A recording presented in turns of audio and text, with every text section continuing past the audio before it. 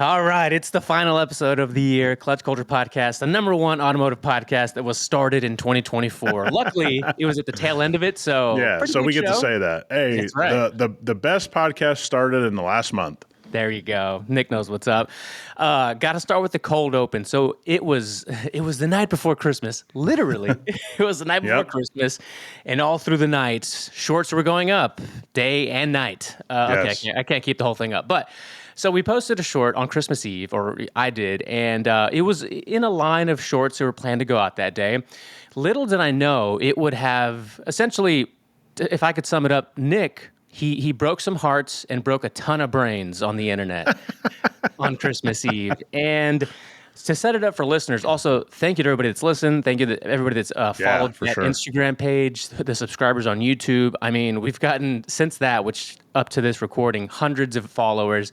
A lot of them from that video, believe it or not. Yes. So I want to pass it over to Nick because So tell people the numbers. I mean, we're so talking about an incredible amount of views. yeah, I mean, brand new. It's a brand new page, right? When this short dropped, we were reaching, a couple of followers a day. 5, 10, 20 followers a day.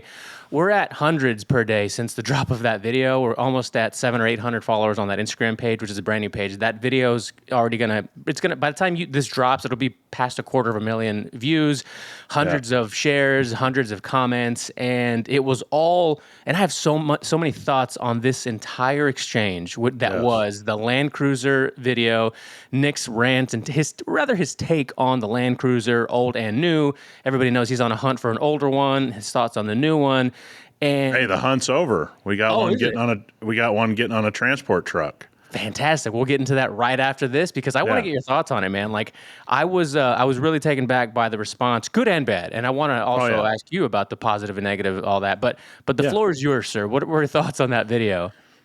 I think the same as yours, which is I'm always grateful that people want to engage in something that we've said, right? So that's never going to stop. Whether you agree or disagree, I'm just glad that somebody's, paying attention to what we're saying. So let's start it out that way. And I think I kind of look at it like this, man. I'm really confused that people don't understand the internet and they don't understand short clips and they don't understand that that's not the whole conversation. It's meant to have you go somewhere and listen to the context of that conversation. And I don't think I'm out of bounds saying that. Like people actually think that was the conversation. Mm-hmm. And they're like, well, the LX 600, it's like, no, we said that. We said that. I know. Do you know what a Prado is? It's like, no, that was the point of the conversation, is that they took the historical United States situation of the Land Cruiser and they threw it down the drain to bring in something cheaper, all while not telling the consumer that they were bringing in something cheaper. So all the people that say, you don't understand, the Prado's been around the world. First of all, I've traveled the globe. I do know the Prado and all these other different things exist. In America, they didn't tell the consumer. What they did was made you believe that they were giving you a different Land Cruiser and it was magically cheaper. That was the thing that doesn't seem to me to be above board, because somebody said it in the comments, and I wish I knew their username because they said it perfectly. They took the $100,000+ Land Cruiser name and slapped it on a $60,000 to make people believe they were driving the Land Cruiser of old. That's what Toyota did in America. Whether you believe it or not, why didn't they say this is a Prado? Because they don't say that anywhere. I went through all of Toyota's stuff. After, I wanted to give everybody that made a comment a very fair chance here. And I wanted to say, okay, did we miss something? Go look through it. They don't talk about it being a Prado. They don't talk about it being a 250 and not the old 300. They secretly don't say any of that. They go, come buy the 2025 Land Cruiser. And that is why I say historically, and again, if you tell me you love this one, I said this in a lot of comments, man, go buy it and enjoy it. Like, that's how I feel about cars. But when I say something that's factually accurate and tell people that they're trying to push people to the LX 600, and then somebody goes, well, it's the LX 600. I know I said that. It turns out that I actually know a little bit about this. I'm not saying I'm the foremost expert in the whole world, But in the context of the conversation, this is what we said. And while I'm very grateful everybody commented, you had to feel what I felt, which is there comes a frustration where you go, guys, go listen to the conversation. Yeah. So Nick's replying from his account, whether it's VR or any Nick related account, so you know it's him. And then I'm obviously replying back from the podcast account. And at a certain point as well, like it also depends on how the person comes at you. There's a certain people that just come at you a certain way. And Nick does another podcast, Pints and Polishing, it's powered by HyperClean, where you actually made a funny recent remark about somebody that has the name of the vehicle in their username. And I want to make those jokes all the time. And don't get me wrong, guys. I mean. So we have this, and by the way, let's share it with our listeners. We have this issue like on Christmas Day. Okay, on Christmas Day, we have basically somebody with Cruiser in his name who is basically representing like he's part of a Land Cruiser museum somewhere, and you couldn't get a more disrespectful guy, could you? No. It was terrible. To the point where, let me say this about all of us, me, you, and everyone listening. If you have to be blocked from a page, I got news for you. It's a you problem, not everyone else. For sure. I'll give you a good example of how the people are different. There was another guy. What got a lot of people too in that clip was the clip within the clip of the sand dunes, and people were like, "Those are Nissans. Those are Nissans." And finally, like after the 20th, it's a Nissan. I said, "Hey, man." We're talking about cars, but also look at the camera car. It was an old, whatever, I think a 70 series Land Cruiser. He's like, on me, man, my bad. Love those dudes. And look, because by the way, everyone makes mistakes. And here's the thing, man. Nobody's playing gotcha on a podcast. No. Let me give everybody a secret. We're not like, hey, before the podcast, you want to get everybody? Like, that's not how a podcast is recorded. It's two guys shooting the shit. For an hour. Like, for an hour. Like, we're just shooting the shit, man. And, at the end of the day, I'm going to say something here that I think a lot of people are going to resonate with and a lot of people are going to get angry about. Let's do it. Do you know why so many people lose in the car business? It's because of the things you saw in the comments. Mm-hmm. This idea that you know better than everybody because you bought a Land Cruiser once upon a time, or maybe you've bought two of them. Or 10. Or 10. Oh, so, well, that guy... we had a guy say, if we want to really talk, I've got 10 Land Cruisers. I said, hey, bud, you won the internet. Okay, you're good. Have a great day. But I want to say this, like, guys, the number one way to lose in the car business is think you know everything about the car business when you've never been in the car business. Yeah. That's sort of the point of this podcast. If people haven't caught on, that's like the point of it, is that we're trying to help you win in the car business on some level, and we're trying to have a good time shooting the shit. That's the whole point of but most people, and I say this, mostly males, lose in the car business because they walk on a dealership lot and they go, I'm going to show these guys. And it's like, no, man, they see that as you being the sucker. Yeah. If you can't spot the sucker at the poker table, I promise you it's you. Okay? And if you have to be banned from somebody's page, I can promise you it's a you problem. Because it's not this serious. If you want to buy every Land Cruiser that's ever existed, I'm going to root you on. If you don't ever want to buy a Land Cruiser, I'm going to root you on. It's not this serious. And I can promise you, in the context of the conversation, we covered everything. Mm-hmm. We know what Toyota's trying to do. And if you think Toyota doesn't think they're playing on the Land Cruiser brand name in the U.S., I got a lot of land to sell you. And I promise you, it's really valuable. Dude. I got a lot of land to sell you, but I got news for you. They know what they're doing. I guess I underestimated, and I should have known this because, as automotive enthusiasts, when you're enthusiastic about something to this degree where you're going to listen to a podcast solely about cars and the car market or whatever, sure. It's no different than politics or music or, the financial markets. Like, you're all in on it. And you kind of lose your mind a little bit about it from time to time. And we saw that in again, it was a small percentage of the comments, but enough to where if you're starting to make it a bad time for the other people that are also commenting. Oh, dude, I was getting all kinds of messages where people are like, what's this guy talking about? And I'm like, I don't know, man. This guy the one guy goes, ask around about me. I'm like, is there like a special club I should ask, or Yeah. where am I supposed to ask around about you? Like, I'm not even trying to be funny now. Like, this You is should have just just said, craziness. Google me. Google me. If you want to know who I am. All right, bro. So we're And by the talking about way, the Temu Land Cruiser. I do want to thank all the people. There was a lot of guys that gave a lot of great information that I think sure. we didn't talk about. I was like, oh, you know what, man? Thank you. Like that's awesome. Like and then people were like making it that I was crying about that it wasn't for rich people anymore. It's like, I just was stating what it was. Like, that's who was buying the vehicles every You're year never gonna for. stop technology, old man. Bro. It's like, and then I just looked at it and I go, guys, I want to give some context here. I've driven every one that's ever existed. And the guys are like, oh, you only drove them 5 miles. It's like, no, I've driven the new Land Cruiser right now. The Land Cruiser that's here, I've driven over 500 miles. Like, I think I got an opinion about it. That doesn't mean you got to agree with my opinion, but I can tell you that it's a lot more cheaply made. It's cheaper interior parts. It's cheaper all the way around. And hence, they charge less for it. Seems kind of obvious to me. And if you don't take Nick's word for it or our word for it, look at the ones in that comment section that have Overland in their username, because those guys are the diehards. They agreed. A lot of them made some really good points about how it's a very, again, the Temu of Land Cruiser. Dude, that's how it's going to be known from now on, 100%. Comment of the whole thing, guy goes, it's the Temu Land Cruiser. Yeah. I was like, from now on, we're going to call it the Temu Land Cruiser. Dude, here's what I want people to understand. When a company tells you what it is, just believe them. Mm-hmm. If it's half the price, believe them. Go, okay, they're giving you half the vehicle. It's okay. And this is coming from a guy, let me finish with this. I own a Lexus GX, which is a year and a half, 2 years old. I got an LX 470 on a transport truck right now. Okay, 2003.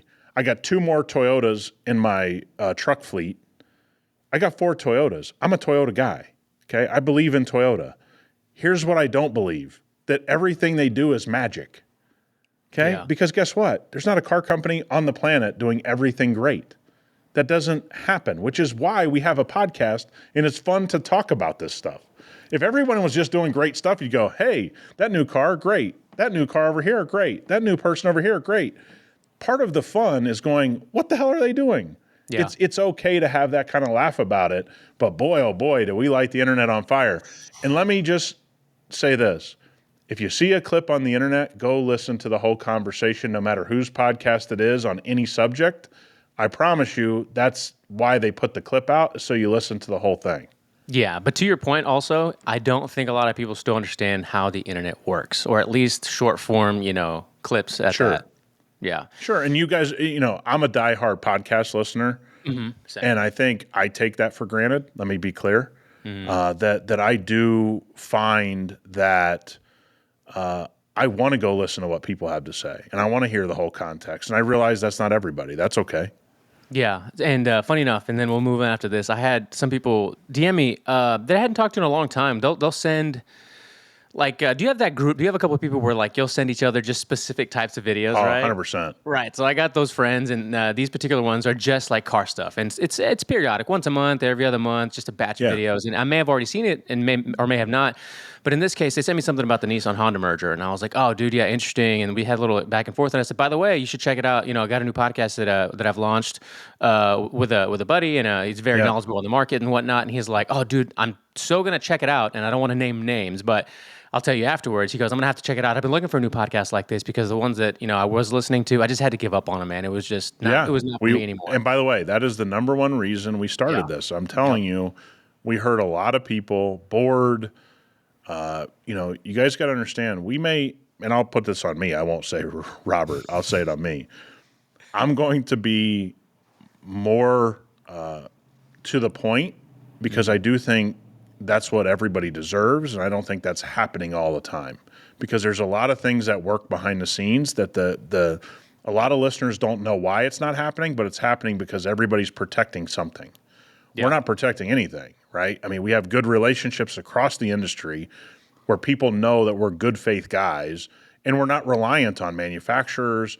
What people have to understand, I get to drive so many cars that other people don't get to drive. And guess what? They're through my customer base and they're like, yeah, drive them however much you want. And it's like, they own them.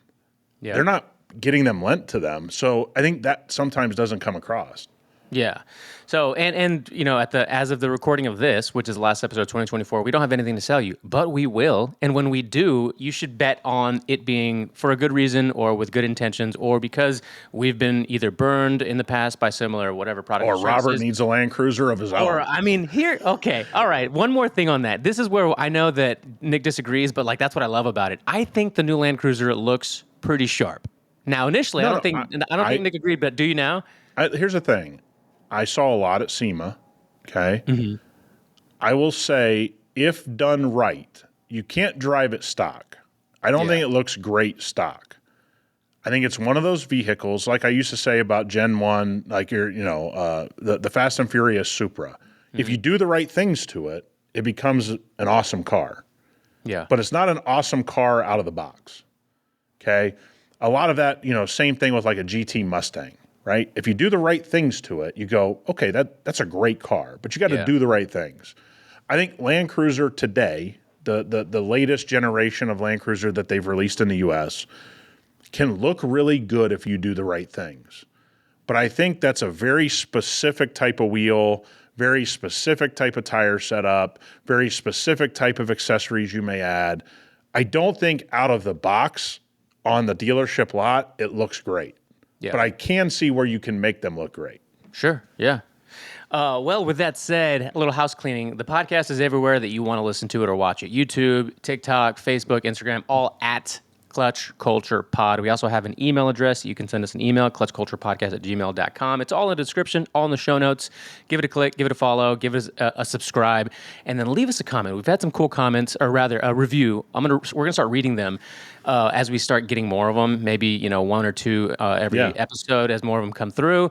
We appreciate it. The podcast in the automotive/leisure genre of the charts is doing really well. It keeps surprising me, so let's just keep that momentum up. Me too. All right, so I wanted to ask you this. As we're rounding out the year, I know a lot of people, and I mean a lot of people, who have put off buying a car.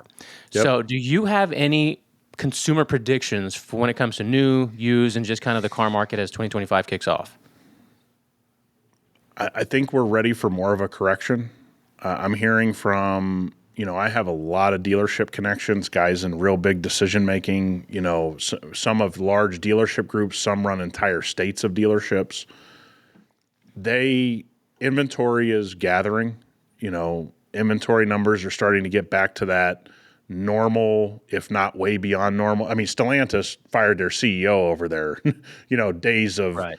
Of cars on the lot, right? So we already knew that with them, but I think you're going to see normalcy. And it's been so long since we've seen normal. I'm seeing a lot of commercials. I'm sure you watch like NBA games, NFL games. 90 days without payments is kind of back for certain brands. I think we're back to normalcy. And I think by the time we hit the middle of 2025, I think everyone believes, I should say this, there's a certain percentage of people that believes because something happened in November that you're just going to be able to flip the switch and all of a sudden everything's going to be great. We're headed on a path where, we need some things to correct themselves. And I think the car business is that. Like, it's already started to correct itself, but I think it's going to go full correction. I'm seeing a lot of talk in my, again, we talk about DMs, emails, text messages, where people in the car business, probably in a large percentage of them that are in decision making, they're a little worried. Yeah. They're going, okay, we got to figure out, what post this 5-year run looks like, 4.5-year run. So I think we're back to normalcy. But I don't have any other predictions than I think what we're going to see is better lease deals, which are, some of them are just insane now. I think you're going to see crazy amounts of conversation that we used to see in 2019, early, late 2019, early 2020.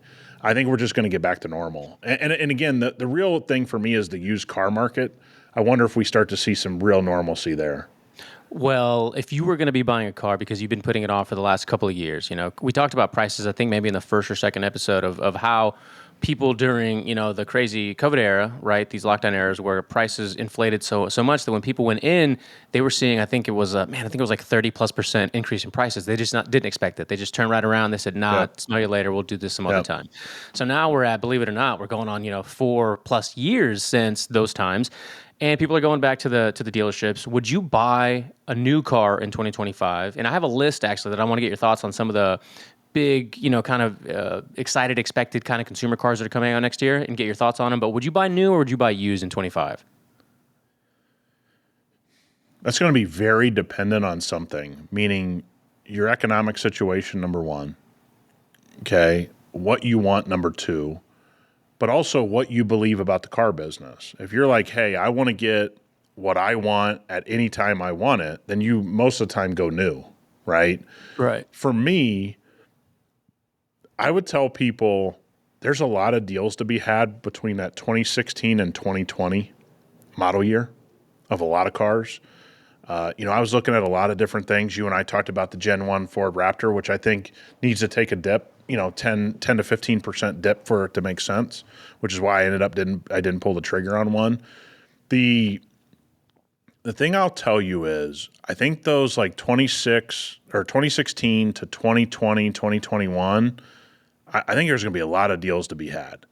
Now, with that being said, it all comes down to what you want. If you're like, hey, I want the latest tech, I want the latest everything, that's who I am, great. Then you're going to buy a new car. There's nothing that you or I are going to say to talk somebody out of that. But I think right now, if you get to the end of first quarter, second quarter of 2025, I think you're going to see some insane used car deals. I think I'm seeing them right now. Only because I'm such a, the Audi fanboy kind of in me. I've been keeping up with the S3 and the R and even the GTI for the last year. And in the last 6 months, just in those, obviously I'm in Texas. So in Central Texas, South Texas, I've seen as much of a $5,000 to $7,000 difference in just 5 to 6 months.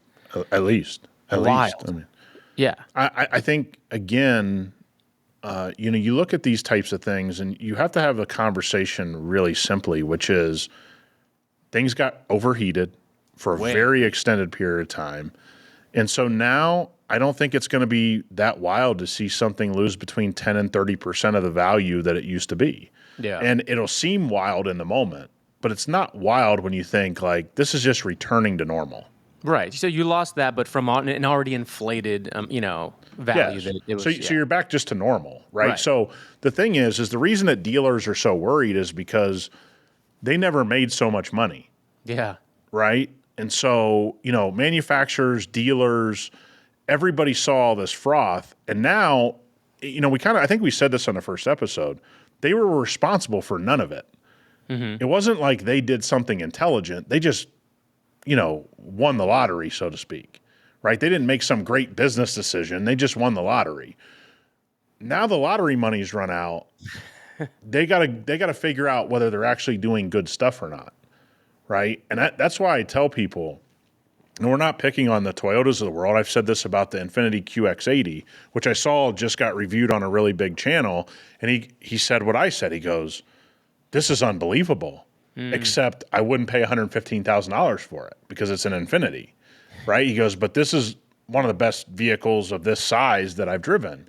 And so now you got to say to yourself, do the brands understand where they're supposed to be and can they make money at where they're supposed to be? We've seen Jaguar already say we can't, right? That was this whole thing with them. They bowed out of all of this. And so now Toyota selling a bunch of vehicles that are going to be between $49,000 and $75,000. Well, are they all going to be supported at that level?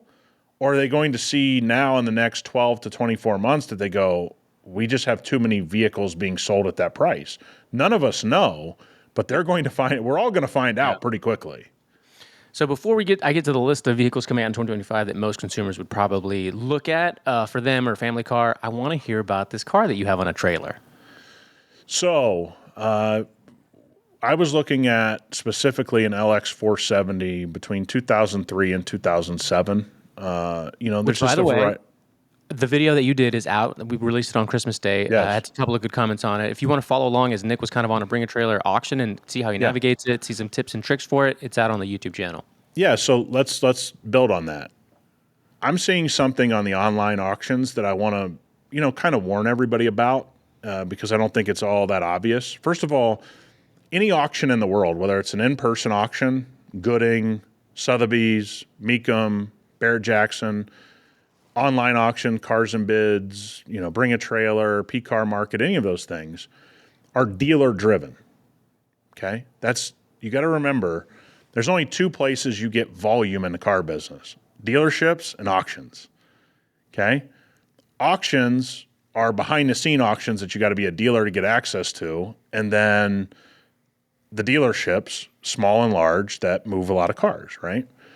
So one of the things that I think I'm seeing, and I've been seeing this probably for a few years now, that I want to make sure everybody understands is when you go to Bring a Trailer or Cars and Bids, probably 7, 8 times out of 10, you're buying from a dealership. And what you believe in yourself is you go, I'm going to this auction, I'm going to get a deal, because I'm buying from another guy. No, you're buying most likely from a dealer of some sort, majority of the time. So what's happening is, and I'll give people this story, I got a guy out in Maryland that I call on the phone and go, hey, I see you have this LX470 for sale. I'd like to buy it. This is the owner I'm talking to. And he goes, well, I've already put it in with one of the auction sites.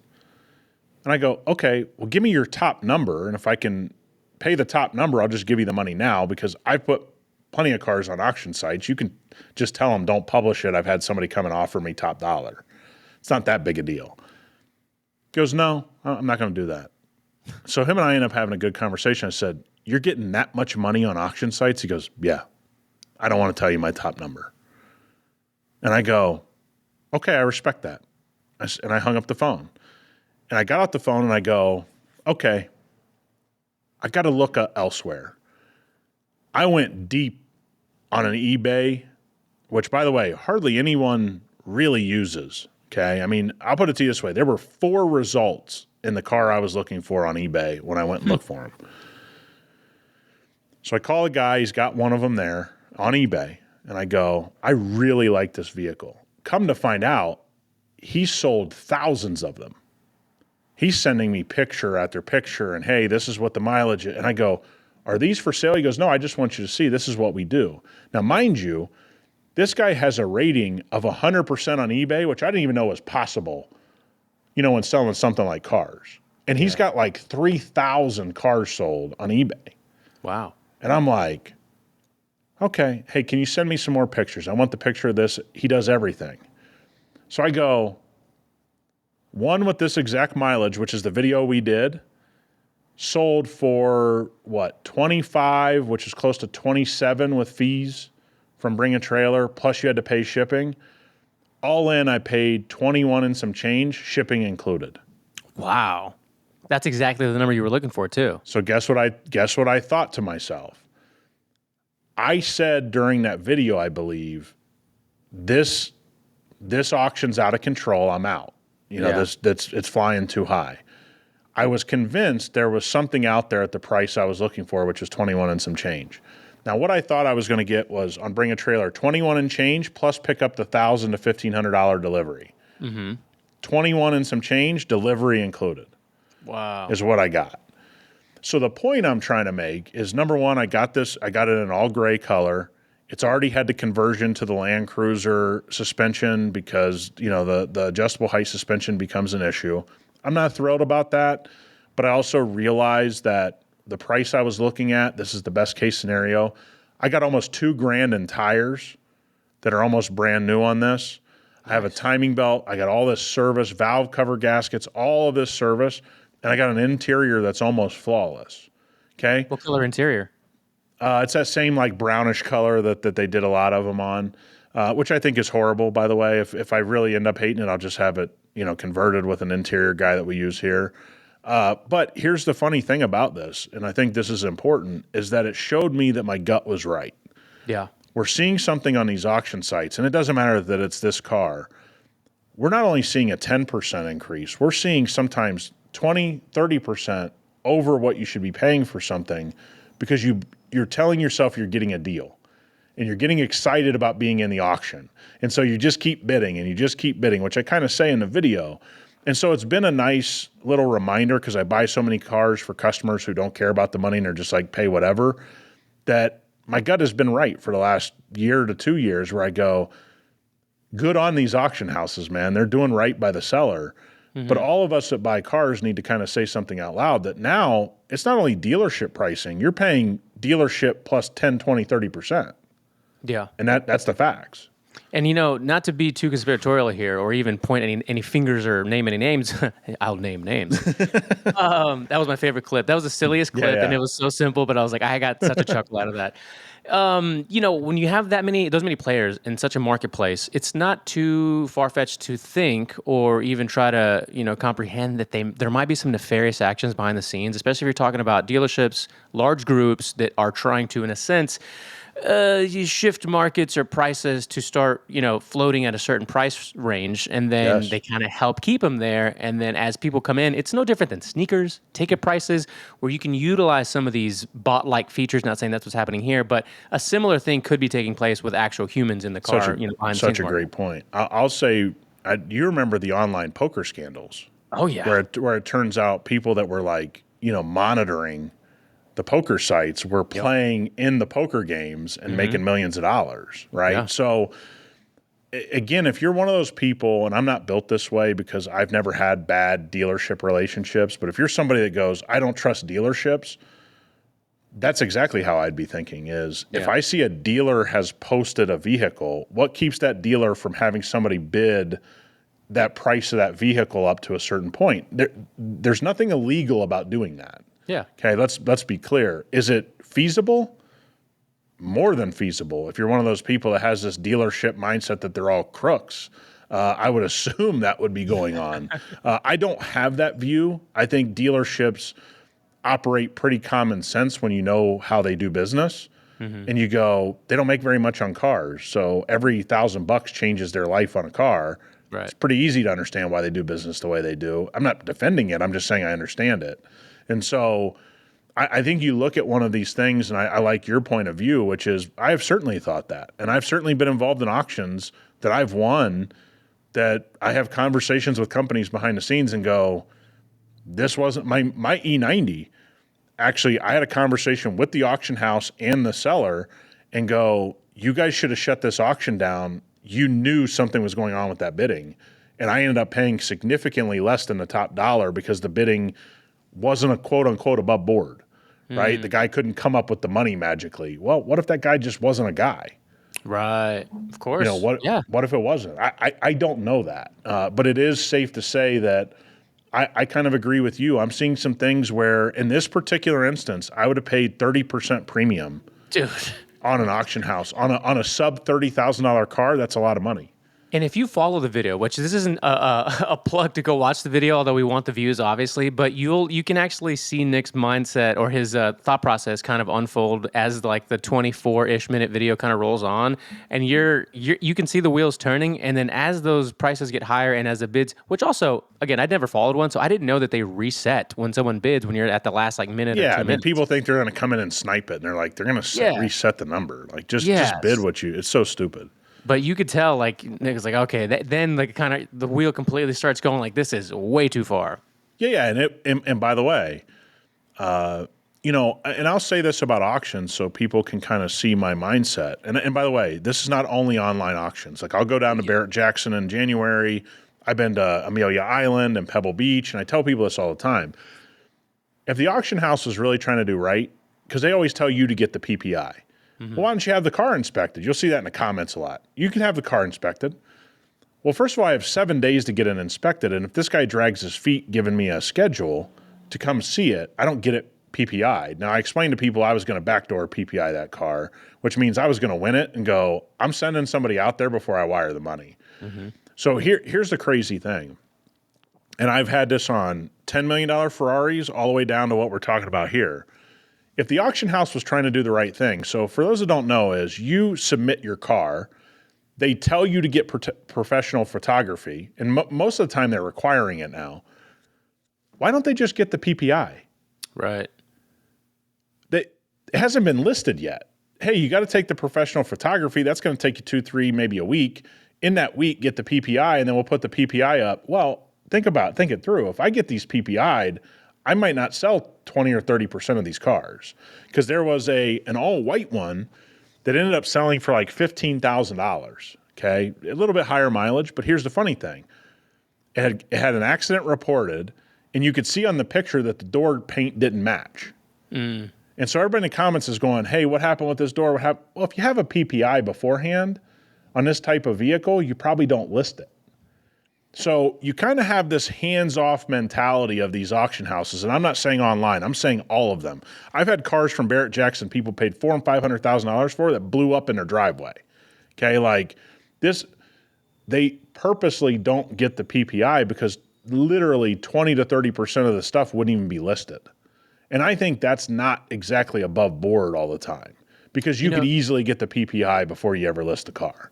That's a great point, and you've actually mentioned this a lot. So I'll ask you now, because I recently saw a video where you guys were detailing, I think might have been a Charger or a Porsche, and the conversation came up about Carfaxes and PPIs, and if you believe everything on a Carfax, you made some funny quip about it, I'm sure. Yeah. So I got to ask you, I had that was a Golf I was looking at earlier this year, and something didn't look right about the paint. And some of these colors are really hard to match. Most colors are pretty hard to match if it's a little bit metallic-y and whatnot. Yes.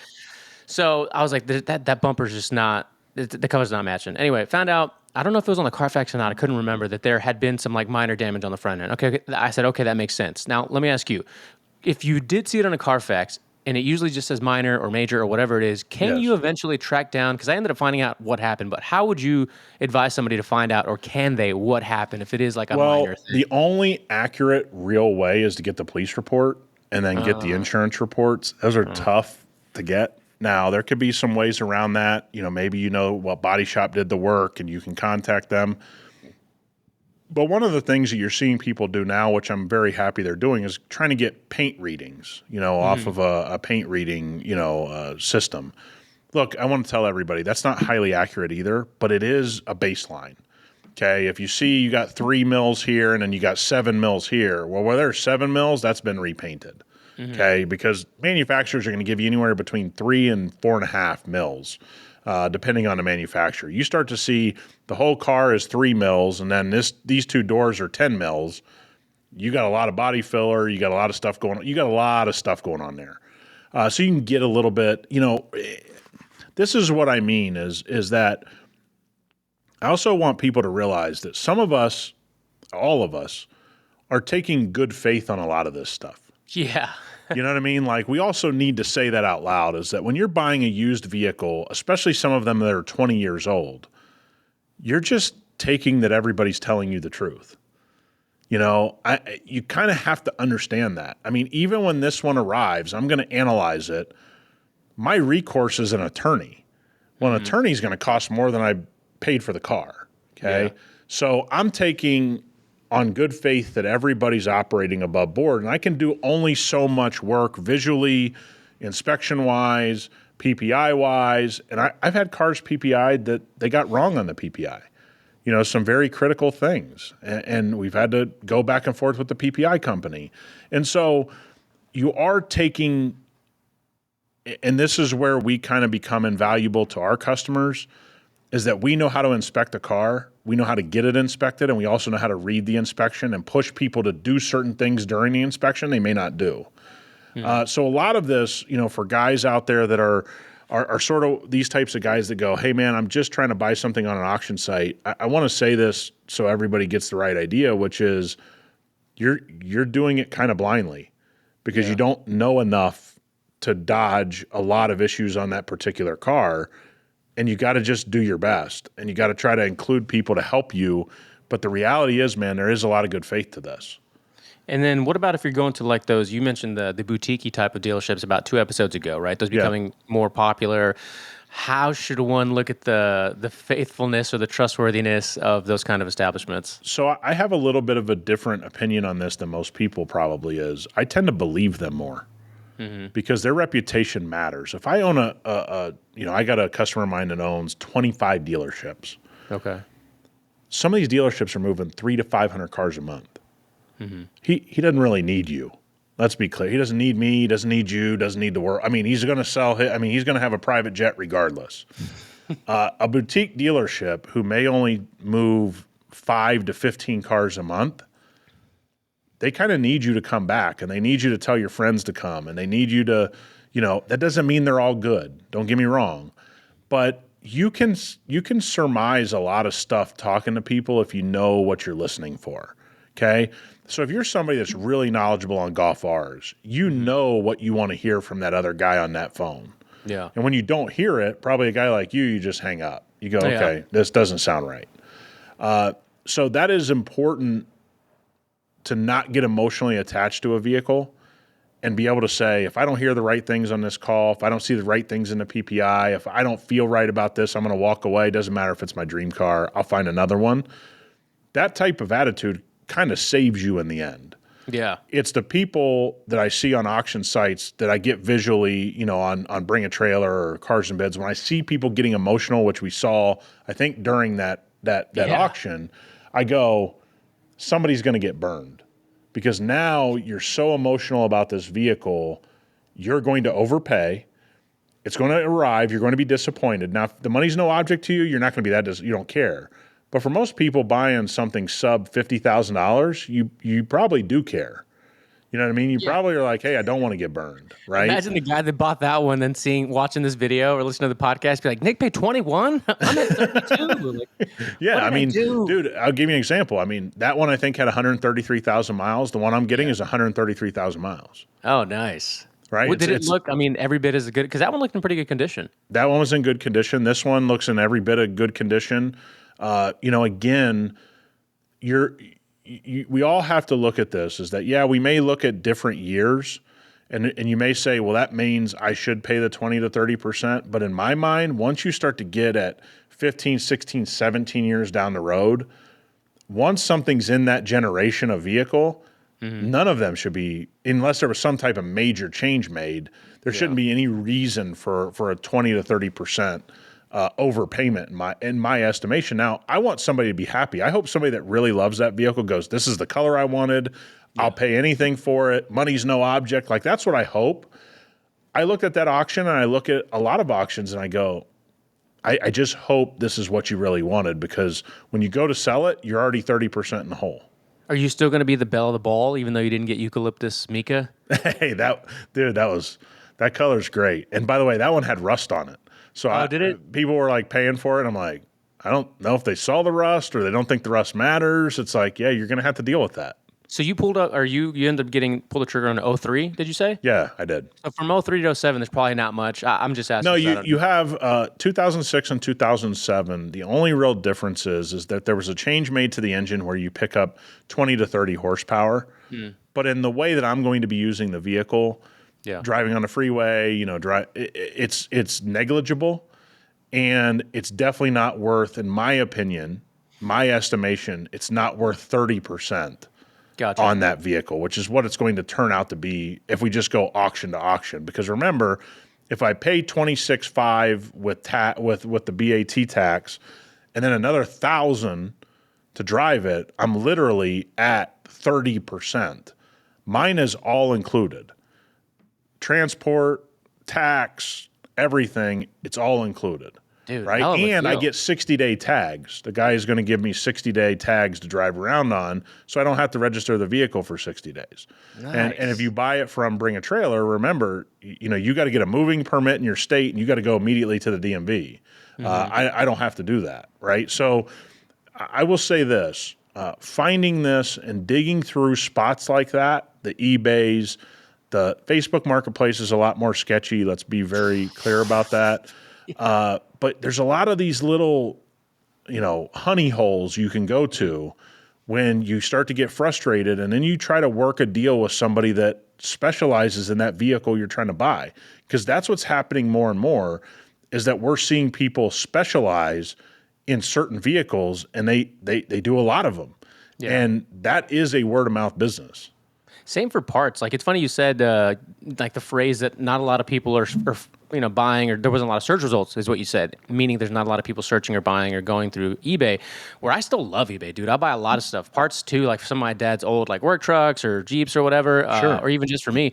And it's stuff you can't find a lot of places, obviously, which is a good resource. But yeah, it does kind of feel like a ghost town, despite what I've seen is eBay's effort to like market their eBay Motors. Like, remember back in the day, eBay Motors, like you couldn't, every channel had an eBay Motors commercial. Yep. And by the way, that was the place to find. I mean, because auction Everything. sites didn't exist, right? Yeah, So yeah. So, I don't know what happened to it. That's kind of my point to it. poorly run. And I think here's the thing. This is what some of these auction houses have to be, online auction houses need to be concerned about. eBay Motors didn't regulate things very well. Yeah. They didn't take care of the customer very well. They kind of did it too late in the evolution. I think one of the places we could see really correct itself 25, 26 is these online auction houses. Yeah. That's a real prediction I may have because enough people get, and I don't want to use the word burned. That's not the right word. No. But get cars. I mean, look, you have YouTubers that are like, hey, I went on this auction house. Guys that buy tons of cars. You know the guys I'm talking about. The Hoovies of the world and whatever. Yeah. They've had a lot of bad experiences on those sites. Yeah. Like, it's the Wild West. It really is. That online auction world is still kind of the Wild West. And by the way, just so everybody knows, I'm not picking on them. Barrett Jackson's the Wild West. Meekham's the Wild West. Sotheby's. I mean, all this stuff, if you've never been involved in the auction world, meaning in person, that's been the Wild West. Yeah. Just the difference is now people are leveraging the internet to create an online Wild West. Yeah. And that's what's happening. George, Mr. George over there, I think he's in Jersey, the JNS guy. Yeah.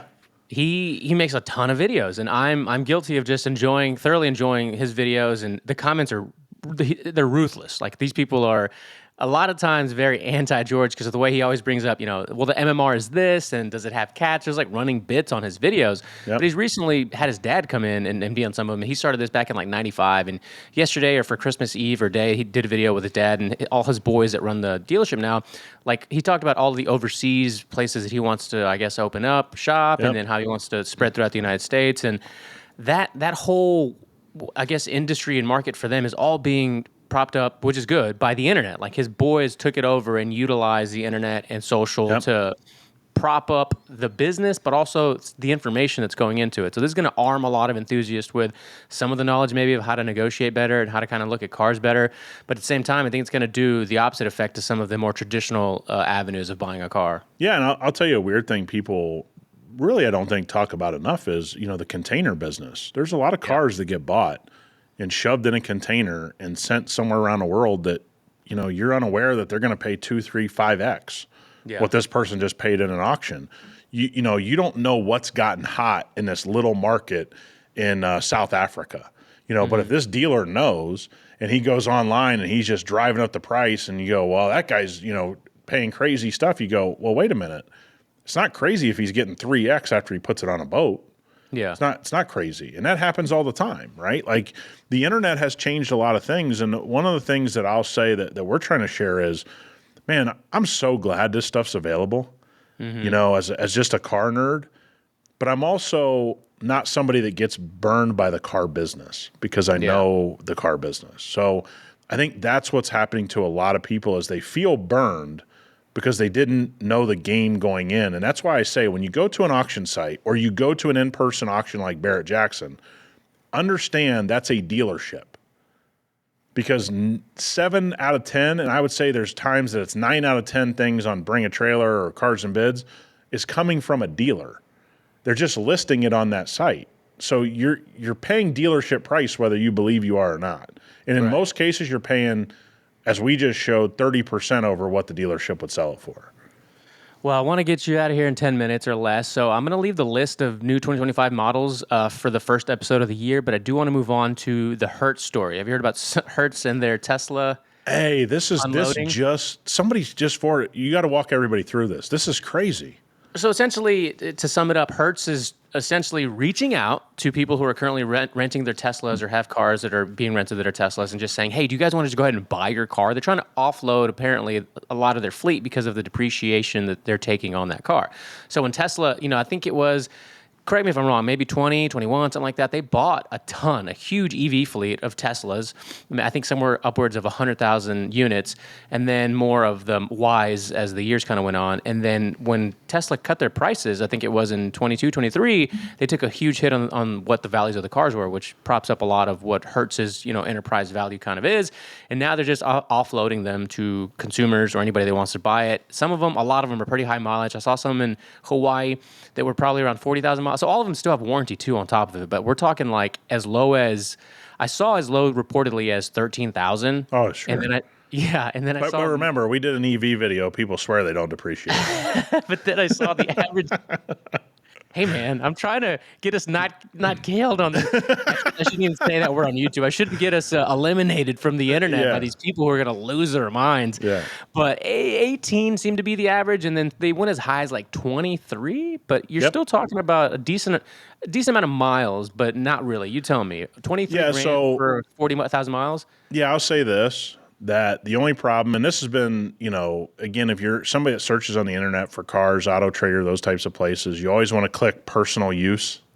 Yeah, on the option because you don't want to get a rental car.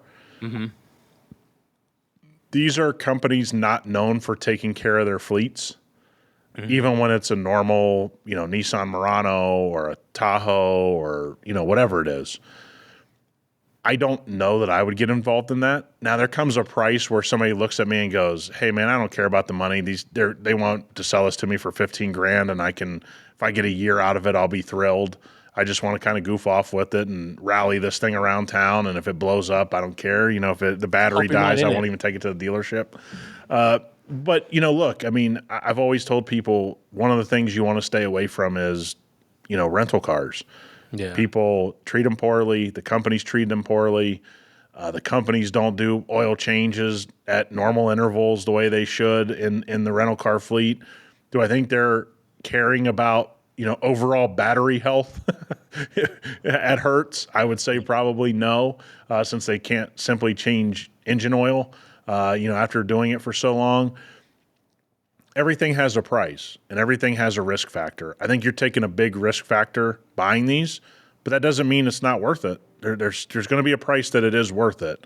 You start to get around $13,000 to $17,000. There's a lot of risk that's worth it in the car market for that. You go, okay, man, let me take a flyer.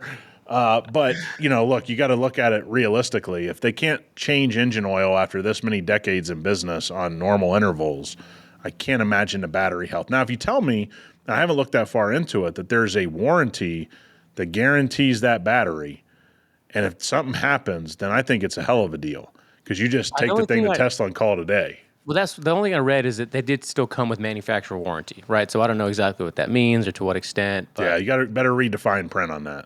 Yeah, for sure. Two more things for you. All right, speaking of EVs, the best-selling EV in the world is the Model Y, and it's getting a redesign. I kind of liked the Model Y when it first dropped, but when I got in, when I thought it was just a bit too small. It is and it isn't, right? Because to get it at the price point, the size is going to matter, right? Because if you go up to the X, you go up considerably in price comparative, and you get a lot more room. I think if they can find a way to make the back seat a little bit more comfortable, they pretty much solve that model. Yeah. So I don't know if the redesign is going to solve that back seat space. But you and I talked about the Ford Flex. I kind of think the Y kind of has that Ford Flex, space, problem that you and I. But again, to stay at a price point, you're gonna give up that space. So if it fits you, I have a neighbor that loves his. He's like, dude, this is the best car I've ever owned. He's not a car guy. Fits his lifestyle perfectly. Doesn't have kids in the back. I think Y is tough if you need a back seat because I do think it's pretty cramped. But if you can make it work, I think it looks good. Okay, all right. That's Nick's take on that. I lied. Now I got two more. All right. So remember the Chevy Volt? Oh, absolutely. I have a crazy car, Chevy Volt story. Yeah, awesome. Okay, you might have to say the story, but I do want to get your take on this. So they're coming out with a new generation. I hope it was. I might have written it down. Is the Bolt going to be different from the Volt? Because the Bolt's going to be an SUV, but the Volt was obviously the old car. Yeah, I think that's what it's going to be. Yeah, I think it's what's going to be. I might have just written it down wrong, but at the end of 2025, 26 is when it's looking to come out, and they're going to sell it for under $30,000, sub $30,000. And immediately I thought of Nick.